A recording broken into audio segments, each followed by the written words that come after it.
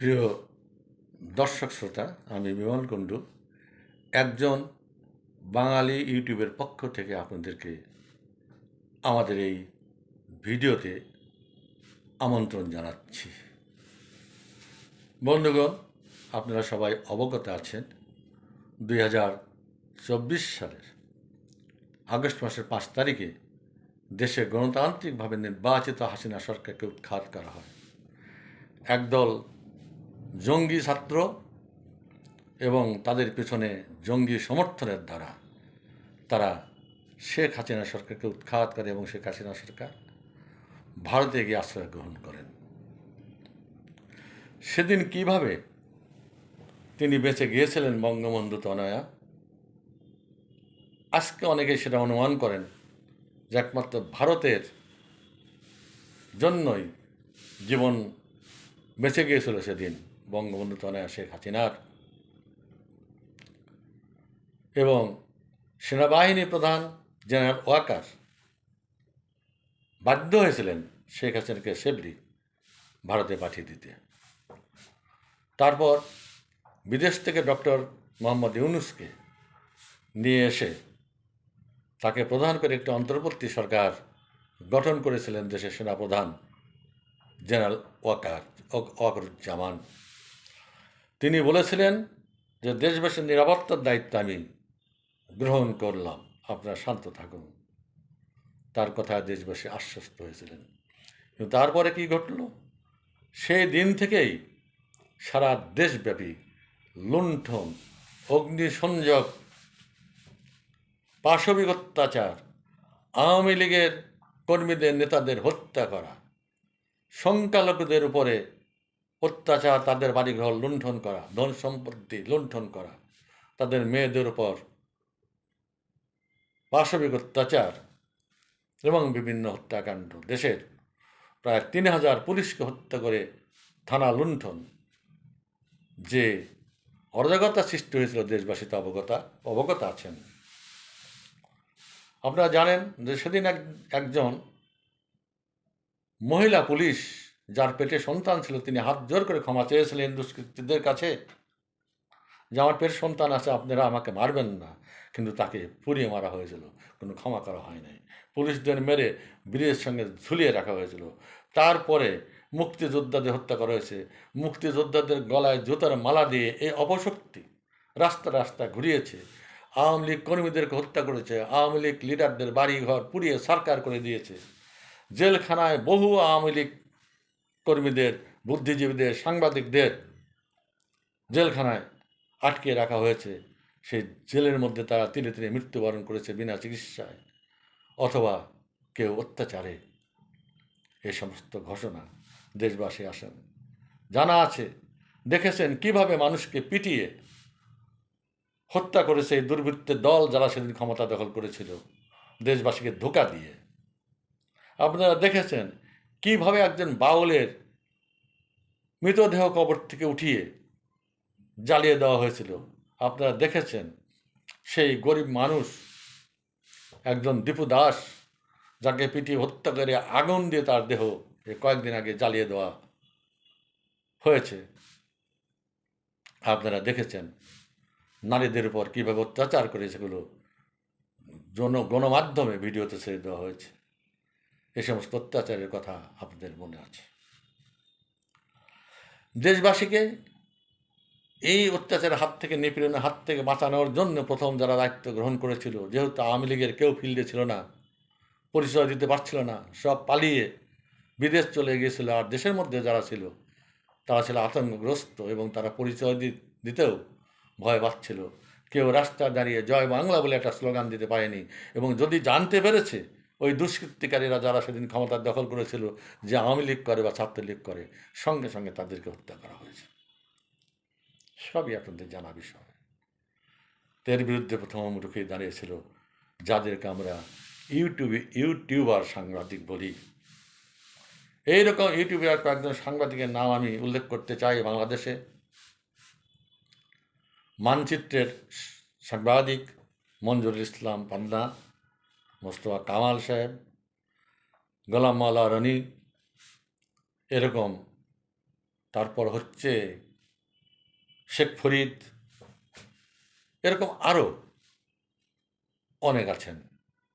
অনেকের নামই বলা যায়, কিন্তু সব নাম আর মনেও নাই, আর এত নাম উল্লেখ করার দরকার নেই। ভূমিকা রেখেছিলেন, বলিষ্ঠ ভূমিকা রেখেছিলেন ভারতের দুজন ইউটিউবার। একজন হচ্ছেন ক্যালকাটা ডায়ালগের মনোজ দাস, আর একজন হচ্ছে ন্যাশনাল ডায়ালগের তরুণ ঘোষ। এরা বাংলাদেশ স্বাধীনতার সপক্ষে, শেখ হাসিনার পক্ষে, আওয়ামী লীগের পক্ষে, বাংলাদেশের গণতন্ত্র পুনরুদ্ধারের পক্ষে তারা যথেষ্ট প্রচার করেছেন এবং বলিষ্ঠ ভূমিকা অর্জন করেছেন। অনেক সময় দেশবাসী তাদের প্রচারে আত্মস্থ হয়েছে, এই বুঝি আবার আওয়ামী লীগ ফিরে এলো, আবার বোধহয় আমাদের নেত্রী ক্ষমতা পাবেন। কিন্তু আগামীকাল ইউনিভার্সিটির সেই মেটিকুলাস ডিজাইনের মাধ্যমে নির্বাচন হতে যাচ্ছে। আমাদের কোনো প্রচেষ্টাই ইউনূসকে থামাতে পারেনি। ইউনূস এবং তার দুর্বৃত্ত বাহিনী ইতিমধ্যে তারা পাকিস্তানের সঙ্গে সম্পর্ক স্থাপন করে পাকিস্তান থেকে অনেক অস্ত্র এনেছে। বহু থানা লুট করে যে অস্ত্র সে সময় জুলাই আগস্টে এই দুর্বৃত্তের দল লুট করে নিয়েছিল, সেগুলো তাদের হাতে আছে। পাকিস্তান থেকে ইতিমধ্যে অস্ত্র এসেছে এবং অনেক জঙ্গি পাকিস্তান থেকে নিয়ে এসে এখানে তাদের সঙ্গে যুক্ত করা হয়েছে। কারণ আওয়ামী লীগ নির্বাচনে নেই, আওয়ামী লীগকে ব্যান করে রাখা হয়েছে। নির্বাচনটা মূলত হতে যাচ্ছে বিএনপি এবং জামাতের মধ্যে। জামাতের সঙ্গে রয়েছে ইসলামী দল, শিবির ক্যাডার, এই এনসিবির ক্যাডাররা, এবং তাদের হাতে অজস্র টাকা এবং অস্ত্র। আজকে আমরা শুনতে পেরেছি যে অনেক জায়গায় ভোট কেন্দ্র জ্বালিয়ে দেওয়া হয়েছে। জামাতের কোনো এক নেতা যিনি ইলেকশনে দাঁড়িয়েছেন সংসদ সদস্য পদে, তার কাছে 60 লক্ষ টাকা তার গাড়িতে পাওয়া গেছে। বহু অস্ত্র এক জায়গাতে উদ্ধার করেছে সেনাবাহিনী। এইভাবে আগামীকালের নির্বাচন হতে যাচ্ছে। আমরা এখনও সন্দেহ পোষণ করছি যে কি হবে। তবে এটা আমরা জানি যে জামাত তাদের অস্ত্র এবং টাকা নিয়ে প্রস্তুত হয়ে আছে, যে কোনো উপকারে তারা বাংলাদেশের ক্ষমতা দখল করবেই। এবং তাদের পিছনে রয়েছে পাকিস্তানের আইএসআই, পাকিস্তানের জঙ্গি এবং খোদ আমেরিকা। আর কে রয়েছে, কোথায় তার শক্তি, এটা আজকে সহজে অনুমান করা যায়। সেটা আর কিছু নয়, সেটা হচ্ছে বাংলাদেশের সেনাবাহিনী এবং আমাদের সেনাপ্রধান জেনারেল ওয়াকার। তা না হলে এই 1.5 বছরে দেশের মধ্যে যা ঘটেছে, সেনাবাহিনীকে ম্যাজিস্ট্রিয়াল পাওয়ার দিয়ে মাঠে নামানো হয়েছিল, কিন্তু যে সমস্ত লুট তরাস হত্যাকাণ্ড দেশের মধ্যে ঘটেছে, সেনাবাহিনী দাঁড়িয়ে দাঁড়িয়ে দেখেছে। জাতির পিতার বাড়ি ধোলার সাথে মিশিয়ে দেওয়া হয়েছে, জাতির পিতার ভাস্কর্য ভেঙে দেওয়া হয়েছে, সেনাবাহিনী দাঁড়িয়ে দাঁড়িয়ে দেখছে।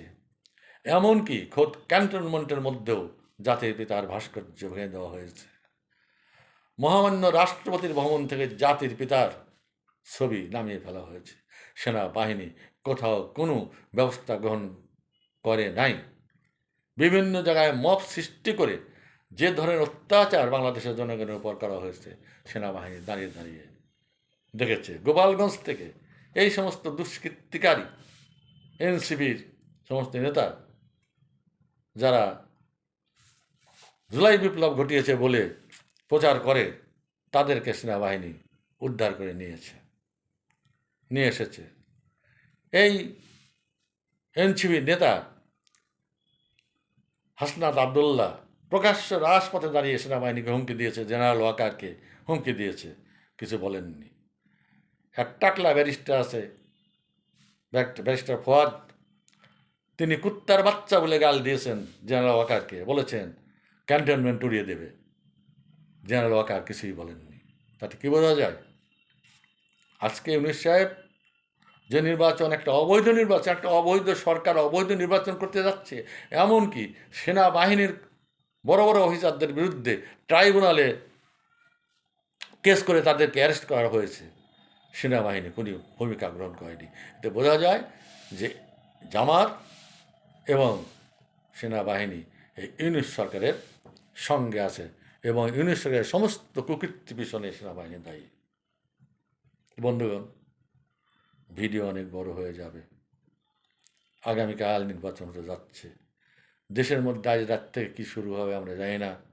সবাই সাবধানে থাকবেন, দূরত্ব বজায় রেখে চলবেন। আমরা যদিও প্রচার করছি, নেত্রী বলেছেন যে নো ভোট দেবেন, ভোট কেন্দ্রে যাবেন না, কোনো ভোট দেওয়ার দরকার নেই, ভোট বয়কট করুন। কিন্তু আমরাও শুনেছি যে বাড়ি বাড়ি গিয়ে, বিশেষ করে মাইনরিটি এলাকায় বাড়ি বাড়ি গিয়ে ভয় দেখানো হচ্ছে যে যদি না যাওয়া হয়, সেন্টারে যদি না যাওয়া হয়, ভোট না দেওয়া হয়, তাহলে দেখে নেব। এমনকি অস্ত্র নিয়ে ঘোরাফেরা করছে, অস্ত্র নিয়ে ভয় দেখানো হচ্ছে। আর আওয়ামী লীগ কর্মীদের কোনো কথাই নেই। আমি বলেছি আমাদের ইউটিউবারদের কথা, আমি ধন্যবাদ জানিয়েছি, আমি অত্যন্ত কৃতজ্ঞ। আমি নিজেও একজন ছোটোখাটো ইউটিউবার, আমার একটা চ্যানেল আছে। যতটা পেরেছি প্রচার করেছি, কোনো কিছুর আশায় নয়।